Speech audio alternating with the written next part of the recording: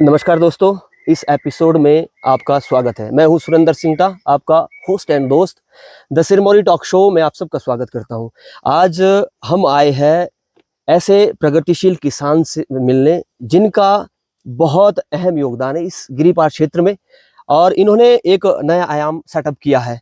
Sir, स्वागत है आपका। सबसे पहले तो अपना परिचय और जिस तरह से हम देख रहे हैं ये फल है कीवी के, किस तरह से आपने कीवी का बगीचा एस्टेब्लिश किया है, पहले थोड़ा सा अपने बारे में और फिर इस बगीचे के बारे में एक नई सोच और नई विजन के साथ आप आगे बढ़ रहे हैं। भारत कृषि प्रधान देश है और भारत की अर्थव्यवस्था कृषि पर डिपेंड है और किसान भारत की रीढ़ की हड्डी है। स्वागत है आपका। जी, बहुत बहुत धन्यवाद सिंगटा जी आपका। आपके चैनल के माध्यम से बताना चाहता हूं कि मैं 2018 से ये कीवी का जो बगीचा लगा था, ये हमारा 2018 में लगा था। ये हमें हॉर्टिकल्चर विभाग से मिला था, जिस पर कि इस पे हमें सब्सिडी अनुदान भी मिला है। और मैं इसमें धन्यवाद देना चाहता हूं आत्मा प्रोजेक्ट को, जिन्होंने मुझे इसको जहर मुक्त बनाने का बगीचे बनाने में प्रयास किया। जी, ये प्रोडक्ट हमारा बिल्कुल ऑर्गेनिक है, बिल्कुल जहर मुक्त है। जहर मुक्त है। जी इस तरह का सेटअप आपने किया है, एंगल लगाए है, ये सोच और विजन, क्या आपको इसका इसका नॉलेज ज्ञान पहले से था जी या फिर बाद में आपने कृषि की जो काउंसलिंग चलती है, कृषि विभाग द्वारा चलाई जाती है, उससे आपने ये चीज सीख कर फिर आपने अपना बगीचा स्थापित किया? जी सिंगटा जी, देखिए, हम वैसे किसान जन्मदाता से हमारा प्रोजर्सन से कृषि चली आ रही है, लेकिन जो ये मेरे दिमाग में आया और बगीचा लगाने की सोची, ये बिल्कुल भी हमारे दिमाग में नहीं था। ये हमें हॉर्टिकल्चर के माध्यम से ही मिला और हॉर्टिकल्चर के माध्यम से ही हमने इस पे गाइडलाइन की, उन्हीं की गाइडलाइन से हमने इस पे जो हमने इस बगीचे में गड्ढे बनाए, वो 3 बाई 3 का गड्ढा बना के 12 बाई 10 पे 20 बाई 12 पे इसका डिस्टेंस रख के और तब जाकर हमने ये बगीचा तैयार किया। वैसे मुझे भी उम्मीद नहीं थी कि ये इतना हम बगीचा कामयाब कर पाएंगे, लेकिन यहाँ थोड़ी हाइट की भी, ये हाइट का फल है वैसे, तो मुझे भी उम्मीद नहीं थी कि ये यहाँ पे हो जाए या नहीं, लेकिन हमें अपने ऊपर भरोसा था और हमने इस बगीचे को तैयार करके मेहनत से खूब लगन से किया और आज जो है हम इस मुकाम में पहुँच गए। ये हम आपके सामने जो देख रहे, ये कीवी का फ्रूट है। जी, निश्चित तौर पर कीवी का फ्रूट जो हमारे किसान भाई, जो यंग किसान हैं, प्रगतिशील किसान आगे बढ़ना चाहते हैं, आपकी जी तर्ज पर, आपके नक्शे कदम पे चलना चाहते हैं, वो भी चाहेंगे जो इस पॉडकास्ट को देखेंगे, इस वीडियो को देखेंगे, कि पूरी जानकारी इस पॉडकास्ट के माध्यम से हम उन तक पहुँचाएँ। जी तो हमारा ये सबसे पहले अगला सवाल ये रहेगा कि आपने जो पेड़ पौधे इसके मिलते होंगे, जी मार्केट में मिलते होंगे, जी कहाँ से वो पौधे आपने लाए? फिर किस तरह से आपने उनको लगाया? क्या-क्या प्रिकॉशन है? जैसे आपने कहा ये हाइट का फल है, जी लेकिन यहाँ लो हाइट में भी आपने इसे सफल करवाया। जी तो सबसे पहले पौधे पे जाना चाहेंगे। देखिए, ये जो पौधा है, ये हैवर्ड है। हैवर्ड। हैवर्ड, ये हैवर्ड वैरायटी है और ये हमने नाया पंजोर से डॉक्टर धर्मपाल जी से लिया है। डॉक्टर धर्मपाल जी। हाँ, जी, उनकी अपनी रस्सी है, रस्सी उनकी रजिस्टर्ड नर्सरी है जी, और उनसे हमने ये प्लांट खरीदा था जी। और हॉर्टिकल्चर विभाग ने हमें इस पे सब्सिडी दी। इस पे सब्सिडी मिली आपको। जी तो कितने पौधे आपने शुरुआती दौर में लगाए थे? देखिए, मैंने 84 प्लांट हमने शुरू में लगाया था। जी, वैसे आज अभी मेरे पास 7.5 बीघे पे 184 प्लांट है। 184 प्लांट्स है, 7 बीघे की जमीन है। वहाँ पे इन्होंने शुरुआत में 84 पौधे ले आए। जी आपने 84 पौधे लाए, क्या वो सभी सफल हुए या उसमें से कुछ खराब भी हुए? जी देखिए, इस पे शुरुआत में 3 पौधे जो है वो मर चुके थे। फिर दोबारा जो है हमने पौधे लाके उसमें फिर से प्लांटेशन की। जी, जी तो काउंसलिंग क्या रहती है? शुरू में पौधे लाना, उसके बाद गड्ढे आपने बोला, जी गड्ढे करे, उसके बाद पानी की भी रिक्वायरमेंट रहती है? देखिए, इसमें पानी बहुत ही महत्व है। पानी के बगैर तो वैसे जीवन अधूरा है। जी, और जो पानी का इसमें है, 3 बाई 3 का गड्ढा करके जी। और पौधे से पौधे की दूरी इसमें है 20 फुट की। 20 फुट आप डिस्टेंस जी रखोगे। डिस्टेंस और 12 टू 12 लाइन से लाइन की। कितने समय में पौधा सफल होता है, सक्सेसफुल होता है? जब आपने लाए, जैसे आज अगर आप पौधे लगा रहे हैं, तो कितने दिन में ये पौधा सफल हो जाएगा? देखिए, ये वैसे इसमें 3 साल का पीरियड होता है। वैसे अगर मेहनत खूब हो तो दूसरे साल भी इसमें फ्रूट आ जाता है, जी, लेकिन 100% इसमें तीसरे साल फ्रूट आ जाता है। तीसरी साल फ्रूट आता है और जी फ्रूट में इसकी डिमांड भी बहुत ज़्यादा है। तो देखिए, आप अगर ट्रांसपोर्टेशंस या बेचने की बात करें, तो किस तरह से आप इसे मार्केट तक पहुंचाते हैं? देखिए ये हमारा जो हम जिस प्रोजेक्ट में हम काम कर रहे हैं नेचुरल फार्मिंग में, वहाँ से हमारे जो लाइसेंस बने हैं उसी लाइसेंस के आधार पे ये बिकता है और ये हमारा नोएडा और गुड़गांव जाता है। गुड़गांव जाता है, जी रेट भी अच्छे मिलते हैं। जी रेट भी। तो ये जो पौधा आपने कहा, इसकी लाइफ स्पैन कितना होता है, जीवन काल एक पौधे का? देखिए वैसे जीवन काल तो अब हमें तो पहली बार लगाया है, लेकिन वैसे जो बताते हैं जहाँ से हमने पौधे उठाए उनका कहना है कि वैसे इसकी लाइफ कम से कम 25 साल तक है। 25 साल दोगे? जी तो ये एंगल में देख रहा हूँ, एंगल को लगाने की विधि भी क्या डिपार्टमेंट की ओर जी से? सब ये सारी इसमें। चीजें जी सर, इसमें गाइडलाइंस पूरी डिपार्टमेंट की है। पूरी डिपार्टमेंट जी की है? हॉर्टिकल्चर की है। जी हाँ, निश्चित तौर पर आपने बहुत सारे अवार्ड भी आपने लिए हैं और आप एज ए काउंसलर भी हैं, आप काउंसिल भी करते हैं आने वाले किसानों को। 7 पंचायतें शायद आपके पास है? 9 पंचायतें आपके पास है। तो किस तरह का गाइडलाइन रहता है, अगर हमारे किसान जो देख रहे हैं वो जानना चाहते हैं एक इन नटशेल कि भाई अगर वो कीवी का बगीचा लगाना चाहते हैं क्या क्या उनको फॉर्मेलिटी करनी पड़ेगी, कहाँ कहाँ जाना पड़ेगा, कहाँ से ट्रेनिंग लेनी पड़ेगी, इस विषय में थोड़ा सा आप जानकारी। देखिए यदि आपने कीवी का बगीचा लगाना है तो मैं राय दूंगा कि आप जो है विभाग से ही हॉर्टिकल्चर से ही संपर्क करें। आपका जो जहाँ पर भी नज़दीक आपका हॉर्टिकल्चर सेंटर होगा जी वहाँ के अधिकारियों से बातचीत करके इस पे बजट का इशू जो रहता है आजकल क्रम में तो शायद इसमें सब्सिडी का प्रावधान शायद बहुत कम होगा, लेकिन कई बार आता है। तो ऐसा है यदि किसी के पास पानी है, कोई करने लायक है, अच्छी किसी की हाइट है, अच्छी ज़मीन है। हाँ इसमें देखना ये है कि ये वहाँ पे ज़्यादातर होता है जहाँ पे सीधी धूप ना पड़े। ये थोड़ी छाया, जहाँ पे छाया हो या सुबह की सीधी डायरेक्टली धूप ना पड़े, वैसे वहाँ ये ज़्यादा प्रेफरेटिव है, वहाँ ज्यादा इसका बेनिफिट मिल सकता और है। इसमें एक और बात है, इसमें नर मादा का होता है। जी जी अच्छा, पेड़ में भी नर अलग और मादा अलग रहता है। देखिए जैसे अब ये नर का पेड़ है जी, इसमें फ्रूट नहीं आएगा। अच्छा कैसे क्या? अच्छा ये छोटा नहीं है, इसकी कटिंग हुई है, इसमें फूल आएंगे, वो फूल उसमें दाना नहीं बनेगा। कोई पहचान, पत्ते से पहचान होती है या फिर? पत्ते से पहचान, ये पौधा ही अलग आता है। अच्छा और नर का नर जो होता है वो अलग ही है। वो अलग ही आता है। इसमें टैग लगा के आता है।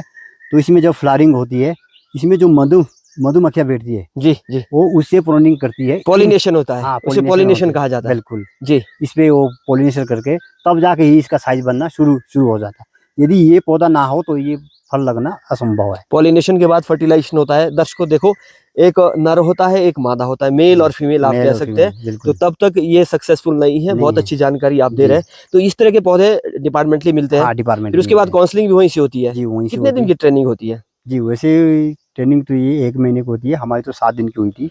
7 दिन की ट्रेनिंग में सॉइल की बात करें, सॉइल टेस्टिंग करवाना अति आवश्यक रहता है। देखिए यदि आपके पास ज़्यादा मतलब गर्मी ज़्यादा पड़ती है तब तो मैं नई सलाह किसी को दूंगा कि आप लगाएं, यानी कि सॉइल टेस्ट करवा लें।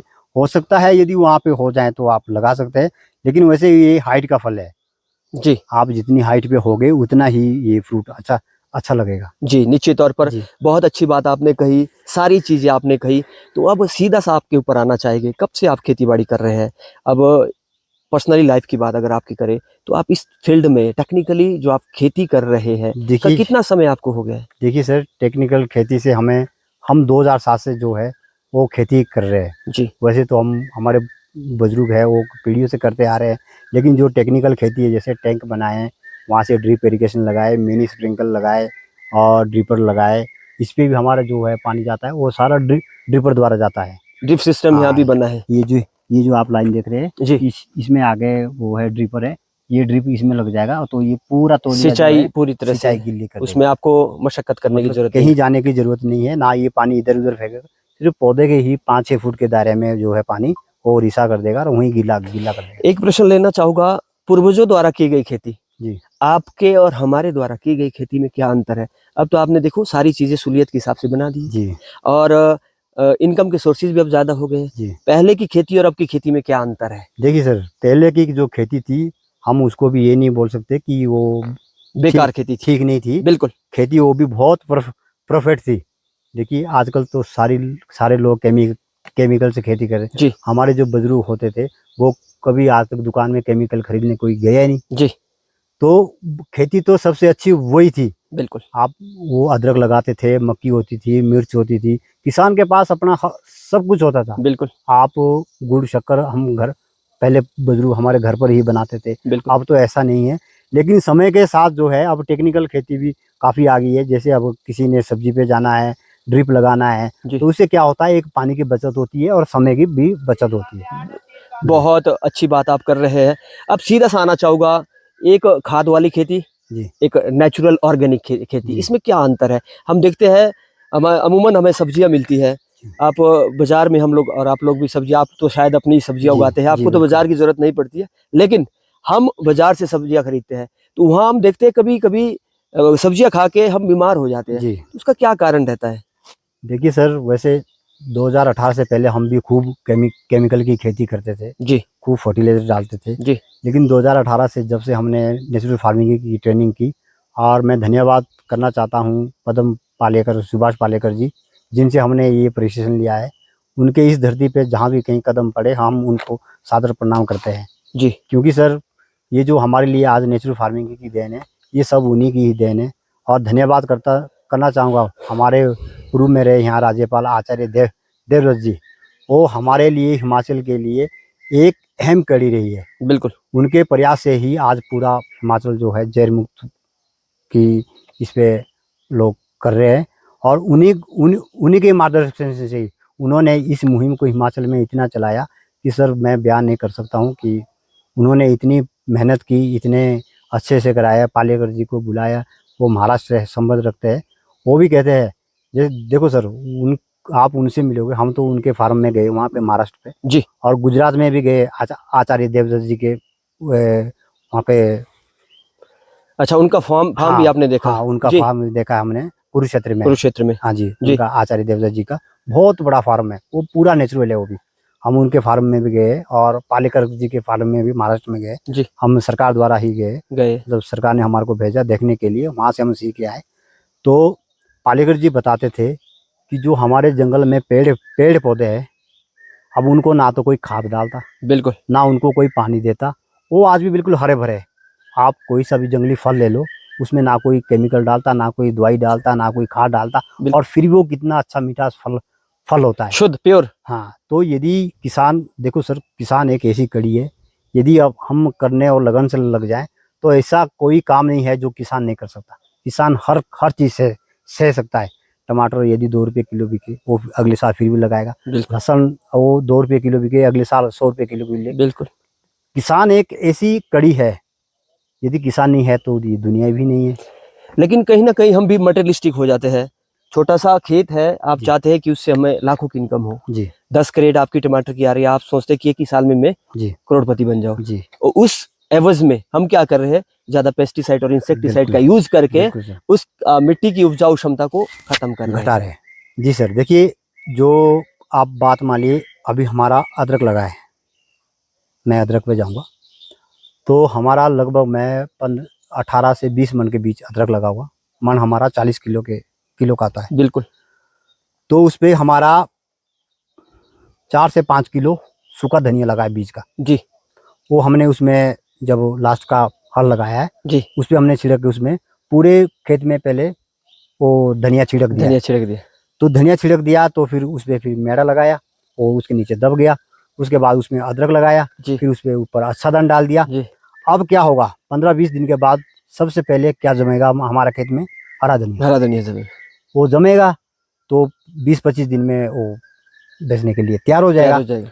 तो उससे क्या होगा कि हमारा खरपतवार नहीं लगेगा। बिल्कुल, जितना खरपतवार लगना था उतना वो धनिया लग गया, और जो खरपतवार होगा भी वो तो धनिया पूरे में फैल जाएगा, फैल जाएगा। फिर वो खरपतवार लगने नहीं देगा। बिल्कुल, तो अभी हमारा धनिया देखो, पिछले साल हमारा बिका है 80 से 150 रुपये किलो तक। अब बोलो। जो पिछले साल हमारा धनिया हरा बिका है, बिल्कुल, वो 80 से 150 के बीच में बिका है। तो इस तरह से हम खेती करते हैं। टमाटर अभी हमारा लगा है, मैं आपको अभी टमाटर के इस पे ले जाऊंगा खेत पे। तो टमाटर पे हमारा जो होता है, जैसे अभी हमारा अगले महीने 20 तारीख तक जी, टमाटर आधे से ज़्यादा निपट जाएगा। बिल्कुल। तो उस पे हम बीन डाल देंगे, जी, बीन्स। जी। तो वो 15-20 दिन में निकलनी शुरू हो जाएगी, और उसकी बेल बन के वो ऊपर चढ़ जाएगा, तैयार हो जाएगी, तैयार हो जाएगा।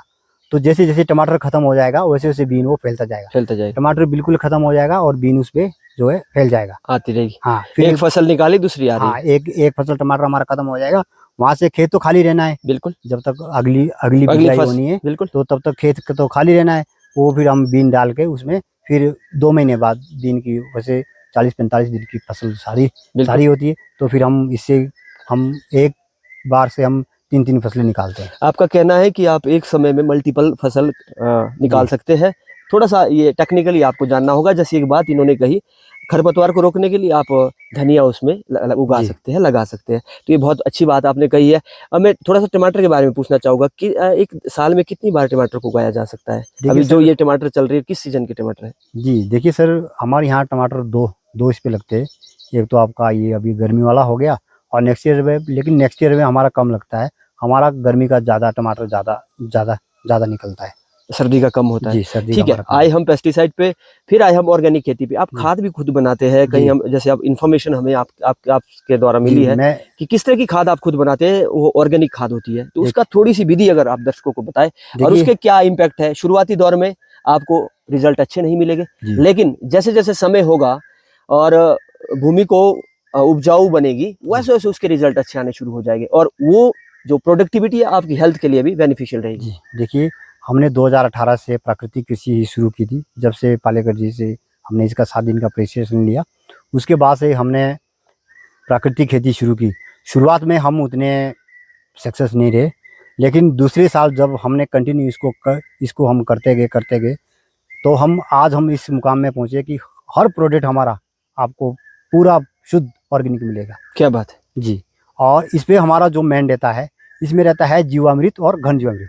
जीवामृत और घन जीवामृत। घन जीवामृत। जी, जीवामृत बनता है गोबर और गौमूत्र से। गोबर और गौमूत्र से। गौमूत्र दर्शकों से। सुन लीजिएगा, जी, और ये बिल्कुल ऑर्गेनिक और ये खाद बनता आपको आपको सिर्फ इसमें और करने की बाजार से कोई लाने की ज़रूरत ही नहीं है। ये आपके पास जितना घर का गोबर हमारा अपने देसी गाय का, लेकिन बात इसमें ये है कि गोबर आपका देसी गाय का और गौमूत्र देसी गाय का ही होना चाहिए। जी, ये आपके कंडीशन है। हाँ, कंडीशन है। वैसे जर्सी में भी होता है, उसमें दूसरी में भी होता है रेड सी, लेकिन उसमें वो कीटाणु कम पाए जाते हैं जितने की रेड सिंधी और साहिवाल और अपनी जो हमारी पहाड़ी लोकल गाय होती है जी, उससे। जी, तो इस तरह का आप पेस्टिसाइड यूज़ करके, ऑर्गेनिक पेस्टिसाइड जी, कह सकते हैं इसको, जी, जो नेचुरल होता है उसको यूज़ करके आप अच्छी प्रोडक्टिविटी लाते हैं। जी। आज की डेट में हमारा टमाटर पे, कीवी पे हमारा आप खर्चा मान लीजिए सुनिए, यदि कोई किसान 10,000 प्लांट टमाटर लगाता है, तो अगर यदि वो पेस्टिसाइड केमिकल से करे, तो लगभग में उसका 20 से 25,000 की दवाइयाँ उसमें केमिकल में लगती है। लगती है, बिल्कुल, जी, बिल्कुल। यदि आप हमारी बात चल लगे, तो हम सिर्फ गुड़ और बेसन जो है हम बाजार से लाते हैं, बाकी हम अपने घर पे ही बनाते हैं। थोड़ी-सी लहसुन पे भी आना चाहूँगा, लहसुन की बात भी करेंगे। जी, तो एक तो आपने अभी 300 जालियाँ भी शायद आपने जी, अभी मार्केट में, जी, इसे बाज़ार में उतारा है सेल की है। और सेल किया है। दूसरी बात कि लहसुन भी आपने कई प्रकार की वैरायटियाँ कही, थोड़ा-सा उसके विषय में जानकारी आप साझा जी, करें। देखिए लहसुन में हमारे पास जो वैरायटी लगती है, हमारे पास लगता है कश्मीरी लहसुन। कश्मीरी लहसुन क्या होता है कि हम हर साल बीज नया लेते हैं। उससे उससे क्या होता है कि हमारी एवरेज जो है वो ज़्यादा निकलती है। यदि हम बीज रखने में अपना भी रख लेते हैं, 1 साल 2 साल खूब चलता है। लेकिन जो हमारा नया जो सीड आता है, यदि हम ऐसा भी है, अगर आप यहाँ से ले जाके अपने अपने वहाँ लगाएँगे, तो आपकी प्रोडक्शन ज़्यादा हो जाएगी। ज़्यादा हो जाएगी। आपके यहाँ से हम बीज अपने यहाँ खरीद के ले आएँ, तो हमारी प्रोडक्शन ज़्यादा हो शायद ये जाएगी। इस चीज़ पे होता होगा, मिट्टी चेंज हो रही है, हाँ, मिट्टी चेंज हो रही है। एनवायरनमेंट चेंज हो जी, रहा है, इसलिए प्रोडक्टिविटी आपकी ज़्यादा आ जी। जाएगी। और बाकी आप रेट पे जाओ, तो चलो इस बार तो उतना रेट भी नहीं रहा, जी, लेकिन मार्केट के हिसाब से बहुत अच्छा बिका है। हमारा 70 रुपए से लेकर 135 रुपए तक लहसुन बिका है। लहसुन भी का है। जी, जी, तो आप ये कीवी का खेती आप करते हैं, लहसुन आप लगाते हैं, टमाटर आप लगाते हैं जी। और इसके अलावा कोई और फसलें? देखिए, और टमाटर हो गया, कीवी हो गया, लहसुन हो गया, जी, और टमाटर हो गया, और अदरक हो गया। अदरक हो गया। और बाकी हमारा जो ज़मीन बची बाकी की, उसमें हम गेहूँ और मक्की की बिजाई करते गेहूँ और मक्की की बिदाई हैं। करते जी, हैं, ठीक है। तो हम आना चाहेंगे थोड़ी-सी, अगर आप उसको डिस्क्लोज़ करना चाहें दर्शकों के सामने, जी, all over in year, financial year की बात अगर करें, पूरे साल जी, की बात करें, तो आपका अमूमन इनकम कितना होता है? क्योंकि आपने सेटअप बहुत अच्छा, एक पहला कदम आपने, मुझे लगता है कि काफ़ी अच्छा सेटअप किया है। आने वाले समय में और आपकी कोई टेक्नोलॉजी आप लाना चाहेंगे और कितना आपका इनकम रहता है पूरे साल में? जी। देखिए, इनकम के लिए तो बाज़ार पे बात है, मार्केटिंग पे बात है। यदि टमाटर के रेट अच्छे अच्छे मिल जाएँ, तो फिर उस हिसाब से, नहीं तो फिर यानी कि अगर मोटी एवरेज माने, तो जी, हमारी 12 से और 15 लाख के आसपास। ये राउंड फिगर में मिनिमम हाँ, 12 लाख और मैक्सिमम 15 लाख। जी। तो बहुत अच्छी मेहनत आप कर रहे हैं और टेक्निकली खेती आप कर रहे हैं। अब आपकी पर्सनल लाइफ पे कुछ आना चाहिए। जिस तरह से आपने नॉलेज प्रेषित किया, पहले सीखा, फिर जी। उसके बाद उसको यहाँ इम्प्लीमेंट किया, ये भी काबिल तारीफ है। और आप दूसरों को भी सिखा रहे हैं। तो किस तरह के लोग आपके पास आते हैं, सीखते हैं, क्या उनको आप किस तरह से सिखाते हैं देखिए और किन किन को आप इस तरह का प्रशिक्षण दे चुके हैं? देखिए यहाँ पे जितने भी लोग आते हैं हम उनको निःशुल्क ट्रेनिंग देते हैं। अभी मेरे पास उत्तराखंड से एक टीम आई थी, जी। अभी कोई 10-12 दिन पहले। मैंने उनको 2 दिन का उन्होंने यहाँ पे कैंप रखा था। निःशुल्क हमने उनको अपने जितनी भी हमने आज तक में सीखा है, पाया है, वो ज़रूर हमने उनके सामने साझा किया। और उन्होंने भी बड़े सोच समझ के जो है यहाँ पे बैठ के काम सीख के उन्होंने भी इस बात को समझा है। लेकिन वो भी बहुत तारीफ़ कर रहे थे कि आपने इतने कम समय में जो है इतना बड़ा प्रोजेक्ट तैयार किया है। कोई मेरे पास ये 28 बीघे का फार्म हाउस है, अच्छा। जिसमें 7.5 बीघे पे हमारी कीवी है और बाकी पे हमारा टमाटर, लहसुन और मक्की, गेहूँ लगता है। लगता है, ठीक है। और हिमाचल, अगर इस पंचायत की बात करें, शिला पंचायत में कोई ऐसा किसान का वाक्य आप सुनाना चाहेंगे जिनको आपने गाइड किया है, जिनके लिए आपने डायरेक्शन दी है? देखिए यहाँ पे हमारे जो किसान हैं, यहाँ पे मैं बात करूँगा मिनी स्प्रिंकलर की और ड्रिप इरिगेशन की, तो लगभग 80 से 100 किसान के आसपास 2 पंचायत पे हमने ड्रिप इरिगेशन लगवाया है, जो कि सरकार के द्वारा सब्सिडी पे लगाया गया है। हाँ, आपके चैनल के माध्यम से इतना ज़रूर बताना चाहता हूँ कि इस पे जो किसानों के लिए जो सब्सिडी थी वो पहले 80% थी। 20% जो है फार्मर शेयर लगता था, 80% सब्सिडी मिलती थी। इसमें क्या होता था कि 20% फार्मर शेयर होता था, 25% स्टेट का शेयर होता था और जो है 55% जो है वो सेंटर का शेयर होता था।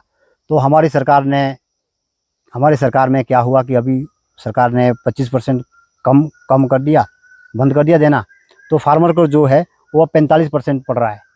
तो मैं चाहता हूँ कि यदि पहले वाली स्कीम चलाए जाएँ सरकार के द्वारा, तो बहुत कई किसान जो है, अब छोटा किसान होगा, हर किसी का इतना बजट नहीं होता इतने करने का, तो मैं चाहता हूँ कि यदि वो 80% वाली स्कीम सरकार चलाए तो इससे किसानों को बहुत राहत मिलेगी। जी, आप किसानों के हित में बात कर रहे हैं, किसानों के वेलफेयर में बात कर रहे हैं। जी हाँ, निश्चित तौर पर। जी हाँ, तो आपने जिस तरह से प्रशिक्षण आप देते हैं, अब 9 पंचायतें आपके अंडर है, तो सरकार का मानदेय या वेतन आपके लिए इसके एवज में रहता है या नहीं? जी, देखिए सरकार का मानदेय हमारे लिए रहता है प्रोजेक्ट के हिसाब से, जितना बजट आता है, बजट के हिसाब से ही हमारे को सरकार सैलरी देती है। जी, जैसे पहले हमारे पास तीन पंचायतें होती थी, बिल्कुल। 3 पंचायत के हमारे को 5 से 7 हज़ार के बीच में मिलता था।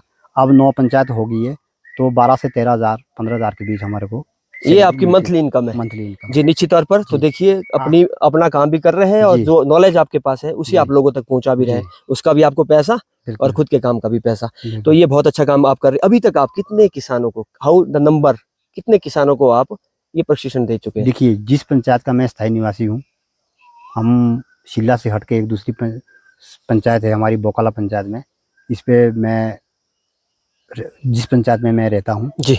तो ये पंचायत वैसे थोड़ा समय लगेगा, वैसे 1 साल के अंदर मैं इसको अपनी पूरी पंचायत जो है वो प्राकृतिक घोषित कर दूंगा। क्या बात है, बहुत जी। बेहतरीन काम आप कर रहे ये हैं।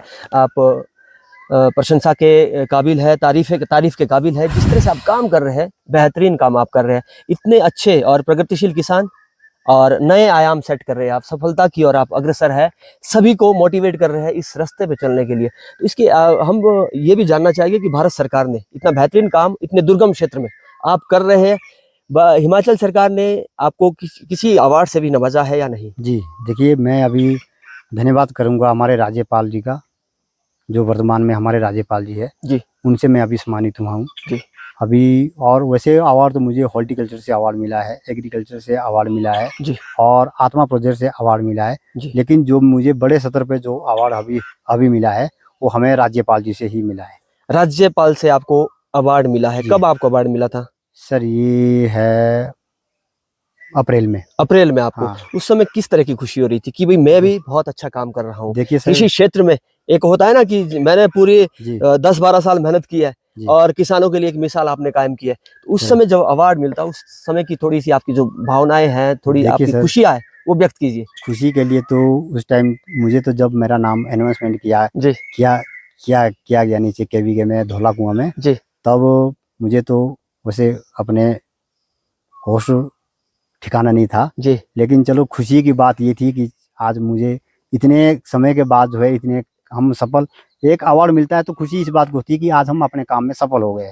निश्चित तौर पर तो अवार्ड मिला, बहुत खुश हुई। विभाग घर वालों का कैसा रिएक्शन था, क्योंकि घर वाले भी इसमें इस जर्नी में आपके साथ हमेशा रहते हैं। देखिए, मेन कड़ी तो परिवार की ही रहती जी है।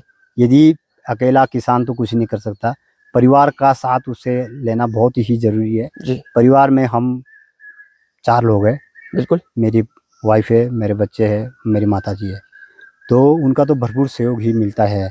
नहीं तो चलो अकेला आदमी तो कुछ भी नहीं कर सकता। बिल्कुल लेकिन 28 बीघे के ऑर्चर्ड में इतना काम कोई करना कोई कम बात नहीं है। लेकिन पूरा परिवार की मुझे पूरी सपोर्ट है, पूरा परिवार काम करता है और हम अपने जीवन में इतने खुश है कि मैं आपको बयान नहीं कर सकता। वो तो लग भी रहा है, दिख भी जी। रहा है, आप इतने अच्छे इन्वायरमेंट में रह रहे हैं, इतना अच्छा खाना और इतना अच्छा नेचुरल चीजें आप देख रहे हैं, फल है, हरियाली है, चारों तरफ शांति है, जी। काम करना है। उसके बाद आपने जिस तरह की टेक्नोलॉजी यहाँ पे सेटअप की है, जी बिल्कुल। काबिल तारीफ, और आने वाले किसानों के लिए आपने एक मिसाल कायम की है, उनके लिए आप प्रेरणा के स्रोत है। आप अंतिम जो मैसेज मैं आपका लेना चाहूँगा, क्योंकि हमारे जो यंग किसान हैं, गिरिपार क्षेत्र हो, जिला सिरमौर हो, हिमाचल प्रदेश हो, क्योंकि वो भी चाहते हैं कि इस तरह से हम भी आगे काम करें। बेरोजगारी बहुत है आज की डेट में, बिल्कुल जी। नौकरियां मिलना बहुत टफ काम है, लेकिन वो भी चाहते हैं जो व्यक्ति किस खेती बाड़ी में रुचि रखते हैं, जी। उनके लिए एक मैसेज क्या देना चाहेंगे आप? देखिए, मैसेज तो सर देखो, किसान को मेहनत तो करनी पड़ेगी, जी बगैर मेहनत को तो कुछ भी नहीं होने सरा। लेकिन आजकल के जितने सोर्स है कमाने के हैं, यदि किसी के पास पानी लगती ज़मीन है तो आप उस समय को बिल्कुल भी बर्बाद ना जाने दें।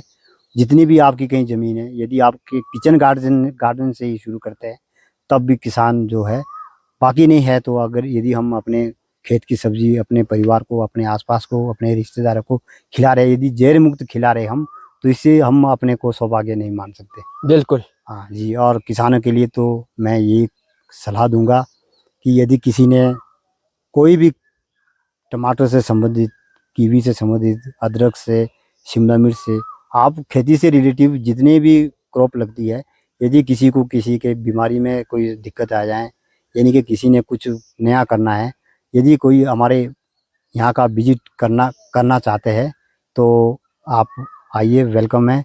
और जितना आज तक हमने पाया है उतना मैं ज़रूर सबको शेयर करूँगा। निश्चित तौर पर बहुत बहुत धन्यवाद आपका। इनका जी सर। नंबर डिस्प्ले हो जाएगा, हमारी ऑन स्क्रीन पे डिस्प्ले हो जाएगा। जी। आपको अगर कोई भी इंफॉर्मेशन रिगार्डिंग कृषि हो, कीवी हो, अदरक हो, टमाटर हो, लहसुन हो, उससे रिलेटेड आपको चाहिए तो ठाकुर साहब का नंबर हम अपने डिस्प्ले पे प्रेषित कर देंगे। जी। और मैं चाहूँगा दर्शकों से कि आप भी इनकी तर्ज पर आगे बढ़िएगा और कृषि के क्षेत्र में एक रिवोल्यूशन जरूर लाइएगा। आपको ये पॉडकास्ट कैसा लगा? जरूर अच्छा लगा होगा और इस पॉडकास्ट को ज़्यादा से ज़्यादा लोगों तक शेयर कीजिए। मैं हूँ सुरेंद्र सिंह, मेरे साथ है ठाकुर साहब। आपका बहुत बहुत धन्यवाद। Thank you so much, have a wonderful time. आपने सर समय दिया, इसके लिए बहुत बहुत धन्यवाद। आपने सर इतना समय निकाला, इसके लिए आपका भी बहुत बहुत धन्यवाद। थैंक यू सो मच जी। ये देखिए दर्शकों, ये टमाटर है। टमाटर का साइज़ संदीप जी काफ़ी अच्छा है और इसमें आप शुद्ध ऑर्गेनिक की हम बात कर रहे हैं, प्योर ऑर्गेनिक है जी, शुद्ध ऑर्गेनिक है। साइज़ अमूमन हम देखते हैं बहुत अच्छा साइज़ है, कई तो बड़े बड़े टमाटर हैं, तो ये साइज़ का क्या कारण रहता है? जी सर, देखिए ये जब पानी की भरपूर पानी इसको मिलता है जी तो ये क्या नाम के साइज ऑलरेडी बढ़ जाता है। अभी तो चलो पहला फ्रूट है, कोई काना है कोई कैसा है जी, लेकिन नेक्स्ट ईयर में जब जो अगली हमारी तुड़ान जो आएगी, हाँ जी, वो बिल्कुल साफ माल निकलेगा। साफ माल निकलेगा। आज ये पहली तुड़ान थी 7-8 क्रेट की। जी कहीं ये देखो, ये जब सुंडी लगती है हाँ, तब ये ऐसा टमाटर लगता है, लेकिन ऐसा हम इसको ट्रीट करके बिल्कुल साफ करके जो है हम मंडी में भेजेंगे। कृषि की आपको बहुत ज़्यादा नॉलेज है। जी सर, आपको बहुत बहुत शुभकामनाएं और आप धन्यवाद यूं ही सर आपका। काम करते रहे। बहुत बढ़िया। Thank you so much. दर्शकों सर, आप देख thank you। सकते हैं, बहुत बहुत धन्यवाद। दर्शकों, इस पॉडकास्ट सेगमेंट में फिर आपका स्वागत है।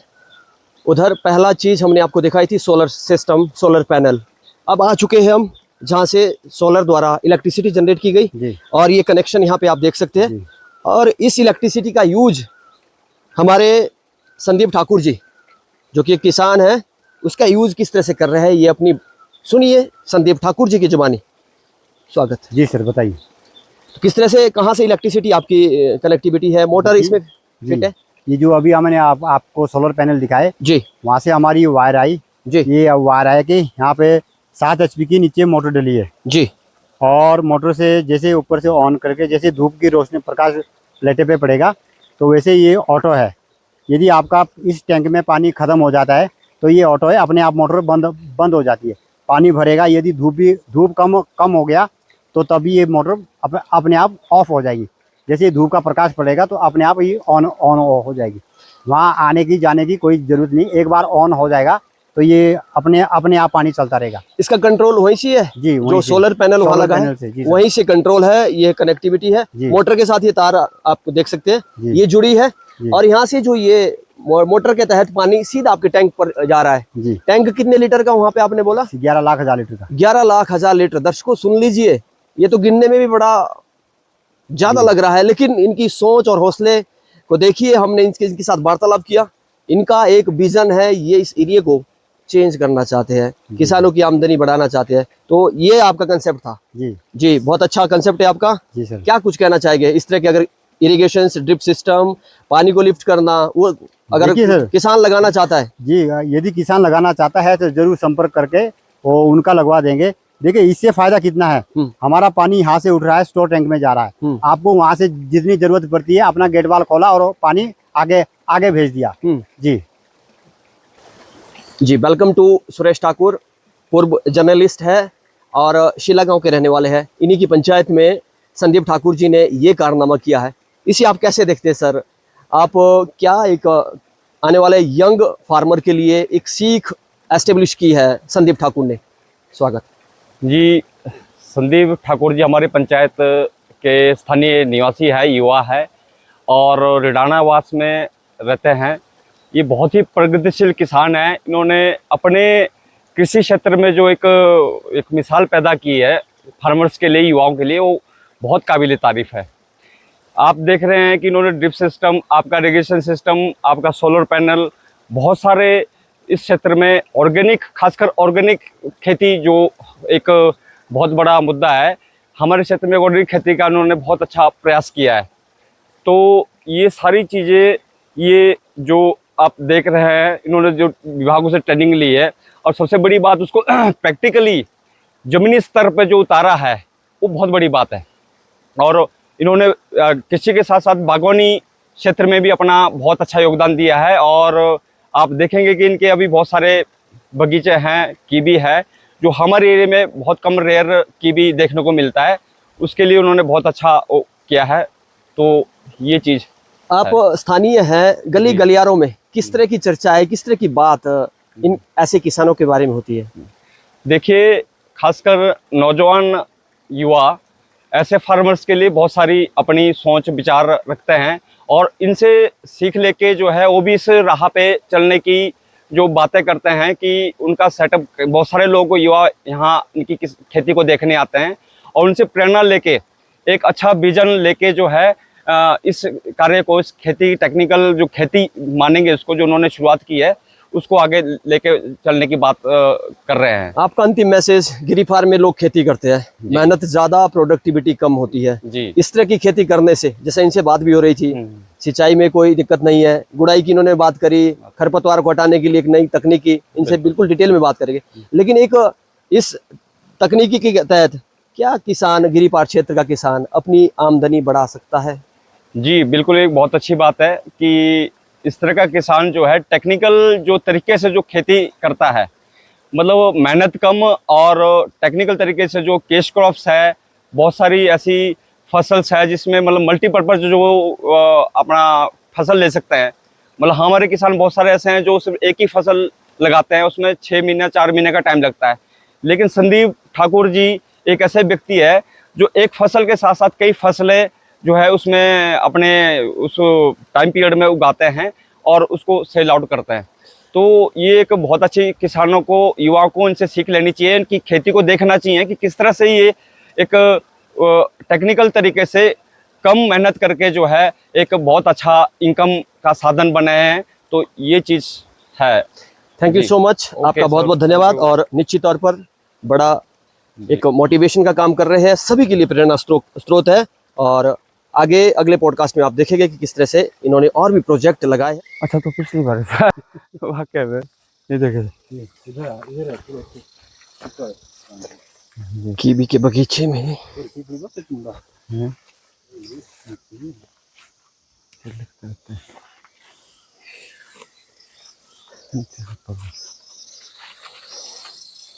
मान गया आपको यार। अरे यार भाई, ये संदीप ठाकुर जी का मकान है इस समय, ये आप देख सकते हैं। पुरानी शैली में इस तरह के मकान गांव में अमूमन बनते हैं, होते हैं, और ऐसे मकान कम ही देखने को मिलते हैं। इस समय ये लाइव तस्वीरों के माध्यम से हम शिला पंचायत लोएस्ट एरिया इस समय यहाँ पे मौजूद है। इनसे पॉडकास्ट के माध्यम से ढेर सारी बातें हम करने जा रहे हैं।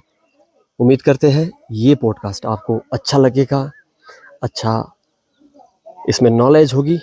ये आप देख सकते हैं, ये संदीप ठाकुर जी है और भगवंत जी और हमारे साथ सुरेश कुमार जी। इस तरह का इनका यहाँ पे घर है, बहुत अच्छा मकान इन्होंने यहाँ पे बनाया है, क्योंकि अमूमन बहुत अच्छी इनकम कर रहे हैं। यहाँ का साइड का व्यू मैं आपको दिखाने का प्रयास कर रहा हूँ। इसके बाद आपको सीधा लिए चलते हैं पॉडकास्ट की तरफ। प्रगतिशील किसान, उभरते हुए किसान सभी के लिए एक मिसाल, एक आयाम सेटअप किया है इन्होंने, और निश्चित तौर पर आप इस वीडियो को ज़्यादा लोगों तक शेयर ज़रूर करें। Thank you, have a nice day. आप सबका बहुत बहुत आभार। और इनका गौशाला है। ये टैंक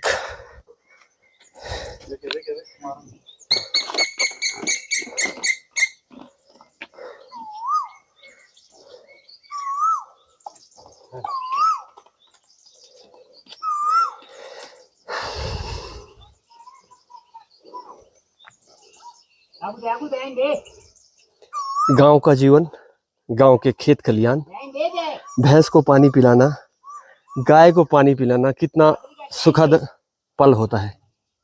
अब गांव शहर में परिवर्तित हो रहे हैं, गाय सड़कों पे आ रही है। ये एक सोचने का विषय है। इसके जिम्मेदार हम सब लोग हैं, जवाबदेही सबकी है। आप शहरों से गांव की ओर आइए। एक समय ऐसा आएगा जब गांव वीरान हो जाएंगे और आपको शहरों से गांव की ओर आना होगा। इस वीडियो का मकसद यही है। गांव एक ऐसा स्थान है जहां आप सुकून से जी सकते हैं, रह सकते हैं, शांतिपूर्वक जीवन व्यतीत कर सकते हैं।